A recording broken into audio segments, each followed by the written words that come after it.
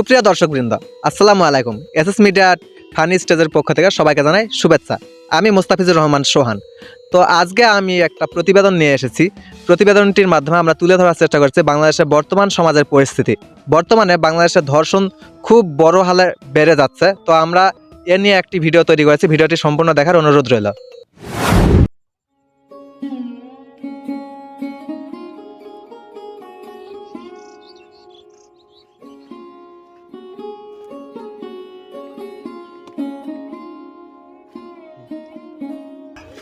দেখতে দেখতে তো ভুট্টার গাছগুলো বড়ই হলো, আবার ভুট্টাও ধরিছে।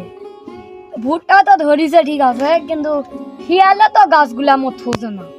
কতগুলা ভুট্টা দেখদিনি কি সুন্দর সুন্দর, এলাই ভাঙ্গে ভুঙ্গে থসে, এলা লস নয়।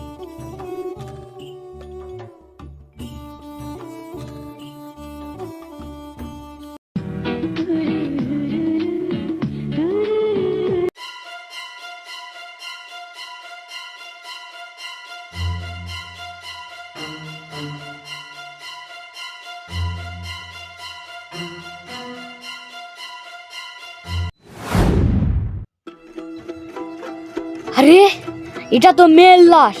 কে এটা দেখি দিনি?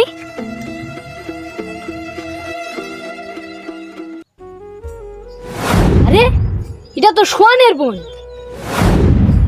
তাহলে সোয়ানুক আমি ডাকে আনি। মায়া বোন, ওঠ বোন ওঠ। তুই কত কিছু চাইতে আবদার করতে আমার কাছে বোন। আমাকে এখন কে বিরক্ত করবে? সে বাবা মা তোকে 1.5 বছরের বাচ্চা রেখে মারা গেল। আমার আর কে আছে বল তুই ছাড়া?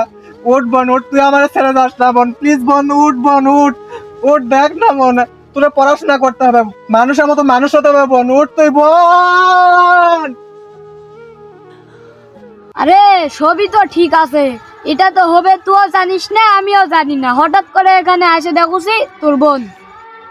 মায়া উঠ বোন উঠ, তুই ছাড়া আমার কেউ নেই বোন। শোন, তুই পুলিশকে ফোন দে। আচ্ছা ঠিকই বলছেন আপনি, কিন্তু পুলিশ কেন? পুলিশ অনেক টাকা খায়, ঘুষ খায়, নিয়ে গেলে পোস্ট ম্যাডাম করে আমার বোনকে কেটে ছিঁড়ে একবারে টুকরো টুকরো করে দেবে। চাচা পুলিশ কেন, এনএসআই কে ফোন দিতে হবে। এনএসআই এর টিম খুব ভালো, তারা আসলে ধরতে পারবে খুনিকে। তাহলে তুই তাই কর।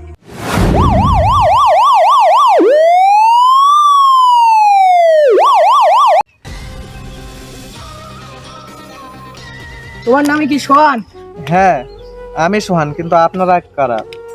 আমি কে? এই দেখো। এনএসআই? হ্যাঁ আমি আপনাদের ডাকছি। ভাই লাশ কই আপনার? এই যে ভাই এখানে লাশ।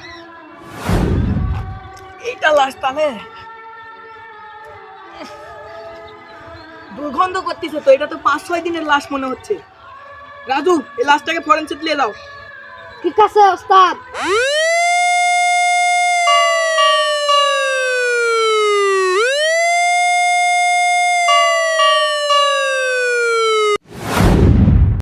আসলে বর্তমান সময়ের পরিস্থিতি খুবই খারাপ, যেখানে সেখানে খুন খারাপি ধর্ষণ এগুলো লেগেই রয়েছে। এই মেয়েটিকে হত্যা করা হয়েছে এবং ধর্ষণ করা হয়েছে। কিভাবে হলো তো চলুন গল্পের মাধ্যমে একটু দেখি। 5-6 দিন থেকে এই লাশটা ভিড় পড়ে আছে, তুমি কোনো থানা জিডি করনি? আসলে স্যার না মানে আসলে মানে খোলাখুলি করে দাও তাড়াতাড়ি ভালো করে। তাহলে শোনেন। ভাইয়া কি করতেছ? এই তো রে হিসাব গুলা করছিলাম, এই তো মাসের খরচ টরচ কতগুলা হলো এগুলা। আবার কি অবস্থা? আমি একটা কথা বলতে চাচ্ছি, অনেকদিন তো বলতে চাচ্ছিলাম, কিন্তু কাজের ব্যস্ততা তোমাকে বলতে পারিনি। ও কি বলবি বল শুনি। ভাইয়া আমি একটা ছেলেকে পছন্দ করি, ও আমাকে পছন্দ করে, ওর সঙ্গে আমি বিয়ে করব। প্রেম করিস, ভালো কথা। ছেলেটার নাম কি? কি করে ছেলেটা? ওই তো ভাইয়া পশ্চিম পাড়ার দিঘির উপরে যে গ্রামটা নাই, কুদ্দুসের ছেলে শ্যাম। কি এত বড় সাহস তোর? তুই একটা বেকার ছেলের সাথে প্রেম করিস? ওই পাড়ার সিয়াম সারাদিন ঘুরে বেড়ায়, কোনো কাজ কাম করে না, কিচ্ছু করে না, একবার লাফাঙ্গা। তুই ওর সাথে প্রেম করবি কেন? ভাইয়া ওকে ছাড়া আমি বাঁচবো না, ওর সঙ্গে আমি বিয়ে করবো। মায়া আমি আর বাড়িতে থাকবো না। দরকার নেই তোর বাড়িতে থাকার, তোর মতো বোনের আমার দরকার নেই, যা।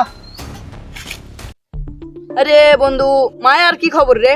মায়া বলে একটা ছেলের সাথে রিলেশন করে। বলা বাদ দি, মায়াটা ভুট্টা চুরি কর মরা, এখন তো ভুট্টা।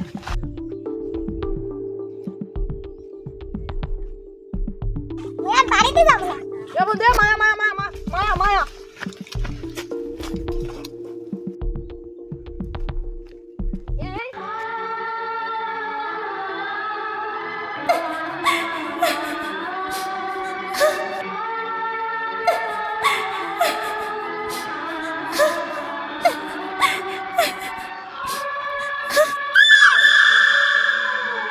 স্যার, এই হলো ঘটনা।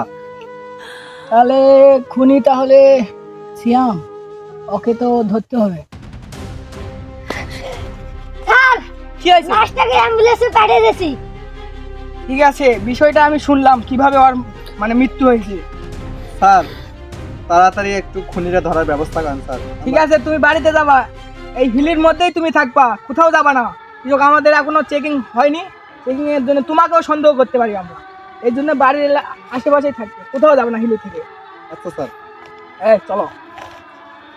প্রিয় দর্শক, খুনি কি আসলে সিয়াম ছিল এবং তার বন্ধু ছিল, নাকি অন্য কেউ ছিল?